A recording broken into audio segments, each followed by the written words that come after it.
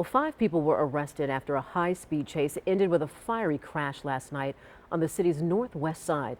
Now, one of the suspects is just 14 years old. The wreck near 83rd and Burleigh is the latest case in a reckless driving epidemic plaguing our city. The mayor said tonight it will take a team effort to get a handle on the problem.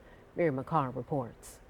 Reckless driving is a public safety crisis in the city of Milwaukee. One day after this car landed in someone's front lawn, city officials coming together to discuss ways to curb reckless driving. It's prevention.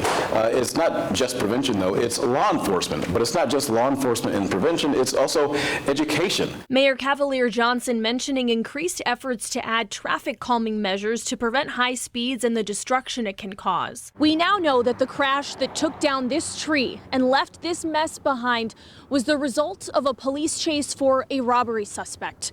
The danger that this situation put not only for those involved, but also innocent bystanders is something that neighbors say is unfortunately becoming more common. We spoke to Liddell Henley the night this all happened, who lives steps away from the crash. But I'm glad that tree was sitting there because otherwise it probably would have came through either my house. Milwaukee police say Tuesday night's chase started when officers attempted to pull over a car believed to be connected to an armed robbery. The driver didn't stop, kept going at a high rate of speed and lost control near 82nd and Burleigh, slamming into a tree and catching fire. We have a total of 5 patients. An 18-year-old driver, 14-year-old girl, 2 20-year-olds, and a 19-year-old were involved. They all survived and were taken to the hospital with non-fatal injuries. Since 2008, there have been nearly 2,000 police chases in District 7 where this one took place. Many of those ended in crashes by the vehicle being pursued. So what needs to change to stop the epidemic of reckless driving? City aldermen saying more consequences are needed. Without that accountability step, there just can't be fundamental changing of behavior, in my opinion. Police Chief Jeffery Norman explaining that policing efforts have shifted